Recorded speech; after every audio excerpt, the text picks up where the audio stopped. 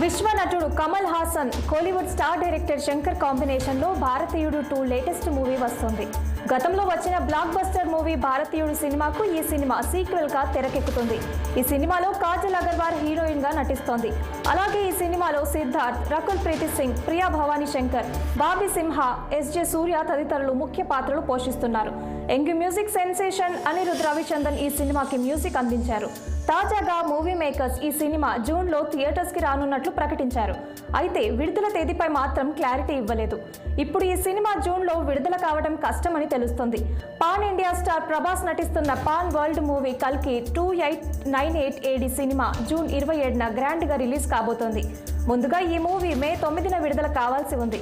కొన్ని అనుకోని కారణాల వల్ల ఈ సినిమా వాయిదా పడింది. దీనితో జూన్ 27న ఈ సినిమా విడుదల కానుంది. అయితే భారతీయుడు 2 సినిమాను జూన్లో రిలీజ్ చేసేందుకు మేకర్స్ సిద్ధమైన కూడా ప్రభాస్ మూవీ ఉండటంతో ఏ తేదీన రిలీజ్ చేయాలి క్లారిటీ ఇవ్వలేదు. దీనితో ఈ మూవీ విడుదల జూలైకి వాయిదా పడినట్లు సోషల్ మీడియాలో ఓ వార్త వైరల్ అవుతుంది.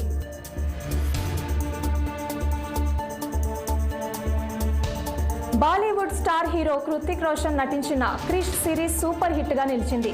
ఈ సిరీస్ లో భాగంగా వచ్చిన కోయ్ మిల్ గయా, క్రిష్ మరియు క్రిష్ 3 అద్భుత విజయం సాధించాయి. ఓ సూపర్ హీరో కథతో తెరకెక్కిన ఈ క్రిష్ సిరీస్ ప్రేక్షకులను ఎంతగానో ఆకట్టుకుంది. ఇదిలా ఉంటే ప్రస్తుతం క్రిష్ 4 తెరకెక్కబోతోంది.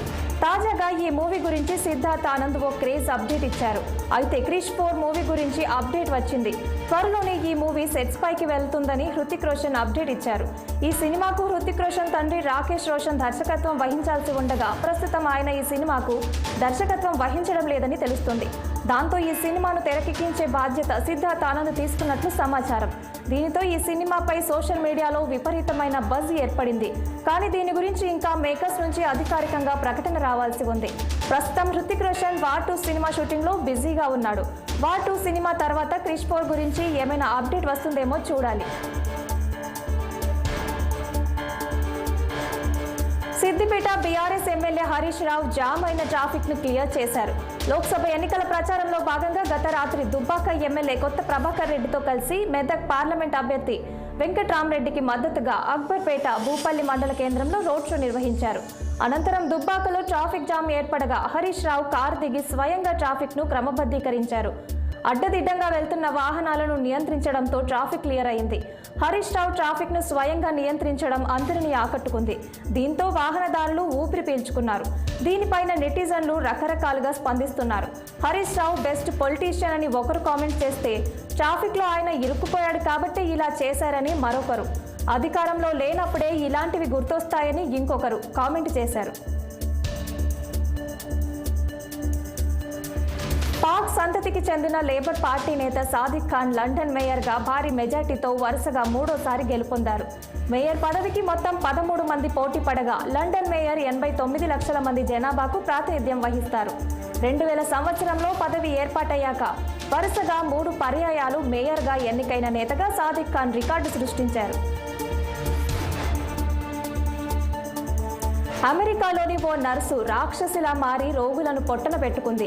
పెన్సిల్వేనియాలోని హితర్ ప్రెస్టీ అనే నర్సుకు ఏకంగా 760 సంవత్సరాల జైలు శిక్ష పడింది.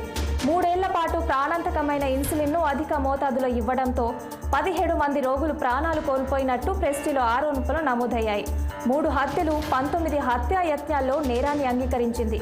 ఈ కేసులో దోషిగా తేలడంతో ఆమెకు యావజ్జీవ కారాగార శిక్ష విధించింది కోర్టు. ప్రెస్డీ 22 మంది రోగులను అధిక మొత్తంలో ఇన్సులిన్ ఇచ్చినట్లు అభియోగాలు మోపారు. వీరిలో చాలా మంది రోగులు మోతాదు తీసుకున్న వెంటనే లేదా కొంత సమయం తర్వాత మరణించారు. దీంతో 3 హత్య కేసుల్లో దోషిగా తేలడంతో ఆమెకు యావజ్జీవ కారాగార శిక్ష పడింది. 3 జీవిత కాలాలు అంటే 760 సంవత్సరాల జైలు శిక్షకు అక్కడి ప్రభుత్వం విధించింది. యూనిసెఫ్ ఇండియా నేషనల్ అంబాసిడర్గా బాలీవుడ్ నటి కరీనా కపూర్ నియమించారు. 2014 నుంచి ఆమె యూనిసెఫ్ సెలబ్రిటీ అడ్వకేట్గా కొనసాగుతున్న ఆమె మే 4న బ్రాండ్ అంబాసిడర్గా నియామకం ఖరారైంది. గత 10 ఏళ్లుగా కరీనాకు యూనిసెఫ్తో అనుబంధం ఉంది. భావితరానికి ప్రతినిధులైన పిల్లల హక్కులు కాపాడుకోవడానికి పోరాటం సాధించేలా యూనిసెఫ్లో తన సంబంధం ఈ విధంగా కొనసాగేలా రాయబారిగా గౌరవించడం తనకు గర్వకారణంగా ఉందని ఆమె భావోద్వేగంతో ప్రసంగించారు. ఈ సందర్భంగా యూనిసెఫ్కు కృతజ్ఞత తెలిపారు. సమాజంలో అణగారిన పిల్లల కోసం, వారి హక్కుల కోసం తన గలం విప్పి పోరాటం సాగిస్తానన్నారు. పిల్లల చదువు, లింగ సమానత కోసం పాటుపడతానని పేర్కొన్నారు. ఛత్తీస్గఢ్లో దారుణం చోటు చేసుకుంది. మొబైల్ ఫోన్ వాడనివ్వట్లేదని తన అన్నను ఓ బాలిక హత్య చేసింది. ఛత్తీస్గఢ్లోని బైరాఘర్, చురైదర్, గండాయ్ జిల్లాలో 14 ఏళ్ల బాలిక మొబైల్ ఫోన్లో అబ్బాయిలతో మాట్లాడినందుకు తనను మందలించాడు. దీంతో తన అన్నయ్యను నరికి చంపినట్లు పోలీసులు తెలిపారు. చూయికదాన్ పోలీస్ స్టేషన్ పరిధిలోని అమ్లిది హక్కుల గ్రామంలో జరిగిన నేరానికి బాలికను అదుపులోకి తీసుకున్నట్లు పోలీసులు వెల్లడించారు. సంఘటన జరిగిన సమయంలో ఇద్దరు కుటుంబ సభ్యులు పని మీద బయటకు వెళ్లారని, తాను తన సోదరుడు ఇంట్లో ఉన్నారని బాలిక పోలీసులు ఇక్కడికక్కడే మృతి చెందాడని పోలీసులు తెలిపారు. బాలిక స్నానం చేసి తన బట్టలపై ఉన్న రక్తపు మరకలను శుభ్రం చేసి తన సోదరుడు హత్యకు గురయ్యాడని ఇరుగు పొరుగు వారికి చెప్పింది. దేశీయ మార్గాల్లో క్యాబిన్ లగేజీ ఉచిత పరిమితిని ఈ నెల 2 నుంచి తగ్గించినట్లు ఎయిర్ ఇండియా తెలిపింది. తక్కువ ధరే ఉండే ఎకానమీ తరగతి ప్రయాణికులు ఇకపై 15 కిలోలే ఉచితంగా క్యాబిన్ లగేజీగా తీసుకెళ్లొచ్చని వెల్లడించింది. తమ విమానాల్లో కంఫర్ట్ ప్లస్, ఫ్లెక్స్ విభాగాలుగా టికెట్ ధరలు ఉంటాయని, ఇందులో వేర్వేరు ప్రయోజనాలు, నిబంధనలు అమలవుతాయని ఎయిర్ ఇండియా ప్రతినిధి ప్రకటించింది. ఎయిర్ ఇండియా దేశీయ విమానాల్లో గరిష్టంగా 25 కేజీల వరకు క్యాబిన్ లగేజీకి ఉచితంగా అనుమతి ఉండేది. తాజా మార్పులతో కంఫర్ట్ ప్లస్ టికెట్పై 15 కిలోల లగేజీని ఉచితంగా క్యాబిన్లో అనుమతిస్తారు. ఫ్లెక్స్ టికెట్పై 25 కిలోల క్యాబిన్ లగేజీ తీసుకెళ్లొచ్చని పేర్కొంది. సీఎం రేవంత్ రెడ్డికి కేంద్ర మంత్రి కిషన్ రెడ్డి బహిరంగ లేఖ రాశారు. తెలంగాణకు యూపీఏ, ఎన్డీఏ ఇచ్చిన నిధులపై చర్చకు సిద్ధమా అంటూ లేఖలో ప్రతి సవాల్ చేశారు. కొడంగల్లో లేదా అమరవీరుల స్తూపం దగ్గర చర్చకు సిద్ధంగా ఉన్నట్లు ఆయన తెలిపారు.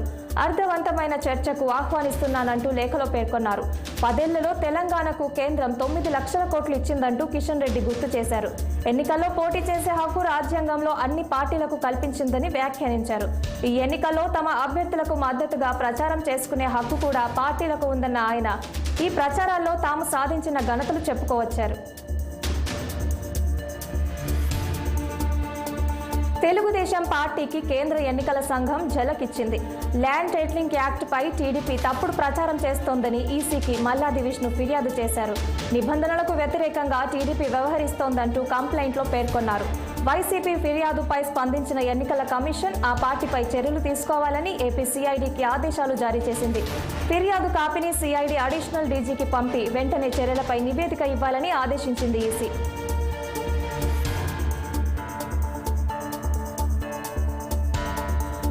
ఓయూ పేరుతో ఫేక్ సర్క్యులర్ క్రియేట్ చేశారనే ఆరోపణలపై అరెస్ట్ అయిన బీఆర్ఎస్ నేత క్రిషాంక్ను పోలీసులు కస్టడీ నాంపల్లి కోర్టుకు అనుమతిచ్చింది. న్యాయస్థానం అనుమతి మేరకు ఒకరోజు కస్టడీకి తీసుకొని పోలీసులు విచారించనున్నారు. ఆదివారం చెంచల్గూడ జైలు నుంచి ఆయన్ని కస్టడీకి తీసుకోనున్నారు. మరోవైపు క్రిషాంక్ భద్రతపై ఆయన భార్య సుహాసిని ఆందోళన వ్యక్తం చేసింది. సెలవు రోజున పోలీసుల కస్టడీ హడావిడి ఏంటని ప్రశ్నించారు. కేసును ఎందుకు పక్కదోవ పట్టిస్తున్నారని నిలదీశారు. కేసు మొత్తం బహిర్గతంగా ఉందని, అలాంటప్పుడు కస్టడీ అవసరం ఏమొచ్చిందన్నారు సుహాసిని. కొద్ది రోజులుగా నత్తనడకన కొనసాగుతూ వస్తున్న ఫోన్ ట్యాపింగ్ దర్యాప్తులో కీలక పరిణామం చోటు చేసుకుంది. ఎస్ఐబి మాజీ చీఫ్ ప్రభాకర్ రావును ప్రధాన నిందితుడిగా పోలీసులు తేల్చారు. ఈ మేరకు కోర్టులో వారు మెమో దాఖలు చేశారు. ప్రభాకర్ రావు కనుసన్నల్లోనే ఫోన్ ట్యాపింగ్ జరిగిందని నిర్ధారకొచ్చింది. అలాగే ఎస్ఐబిలోని హార్డ్ డిస్క్లు ధ్వంసం చేసిన ప్రధాన సూత్రధారి ప్రభాకర్ రావేనని పోలీసులు బలంగా నమ్ముతున్నారు.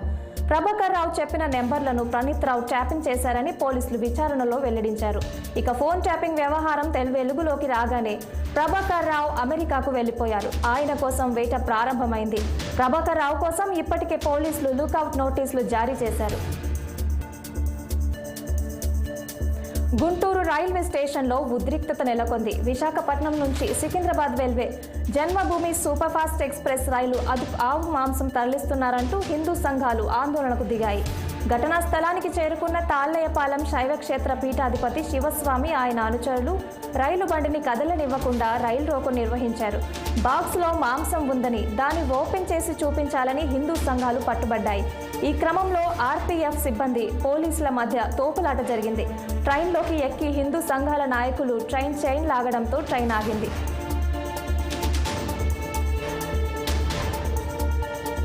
రంగారెడ్డి జిల్లా యాచారం మండలంలో ఉద్రిక్తత నెలకొంది. మాల్ గ్రామంలోని ఓ భూతఘాత కేసులో ఇరు వర్గాల మధ్య ఘర్షణ చోటు చేసుకుంది.